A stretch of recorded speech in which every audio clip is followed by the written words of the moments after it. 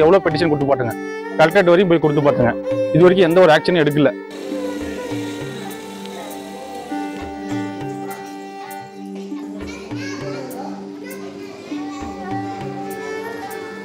நான்கு ஆண்டுகளாக கோவில் வளாகத்தில் நடக்கும் அரசு பள்ளி வகுப்புகள்.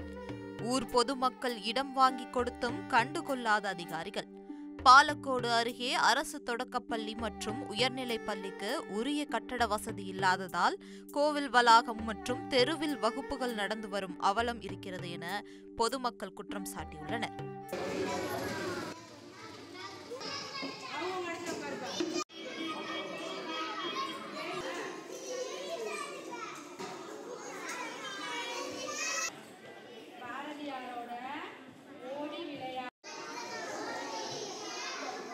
தொடக்கப்பள்ளி இருந்துச்சு எங்கள் ஊரில். தொடக்கப்பள்ளியை கிட்டத்தட்ட ஒரு 3 வருஷத்துக்கு முன்னாடி கவுன்சிலர் அடுத்து புதிதாக கட்டிடம் கட்டித்தரேன்னு சொல்லிட்டு இடிச்சுட்டு போயிட்டாரு. கிட்டத்தட்ட 3 வருடம் ஆகுது. அந்த 3 வருடமும் பிள்ளைங்க போகிறான் கோயிலில் தான் படிக்கிறாங்க. மற்ற பிள்ளைங்க கொஞ்சம் வெளியே படிக்கிறாங்க. மழை வெயில் எது பார்த்தாலும் பிள்ளைங்க வெளியே தான் படிச்சுட்டு இருக்கிறாங்க.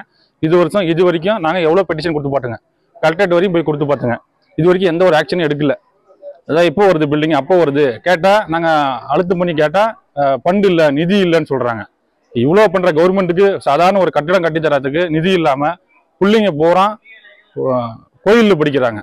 இது எப்படியாவது இதுக்கு ஒரு நல்ல தீர்வு கிடைச்சி நீங்கள் தான் கடைசியாக நம்புறதை நாங்கள் யாரை நம்புறாங்க அப்படின்னா நியூஸ் பிரஸ்காரங்க தான் நம்புறாங்க. நீங்கள் எப்படியாவது ஒரு தீர்வு பண்ணி எங்களுக்கு பிள்ளைங்க படிக்கிறதுக்கு ஒரு கட்டடம் கட்டித்தருமாறு மிகவும் தாழ்மையுடன் கேட்டுக்கொள்கிறோம். ஆல்ரெடி 1வது 10வது இருக்குது சார், எங்கள் ஸ்கூலில் இருக்குது.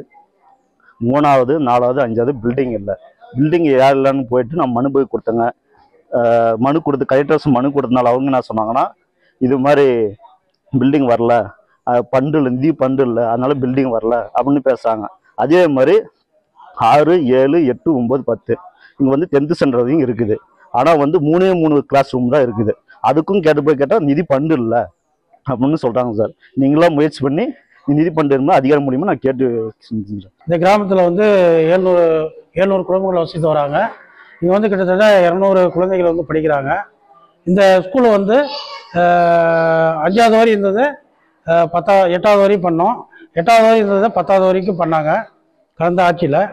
இப்போ என்னாச்சுன்னா, இங்கே ஒரு பில்டிங் ஓட்டு பில்டிங் இருந்துச்சு. அந்த பில்டிங்கை இடித்து 4.5 வருஷம் ஆகுது.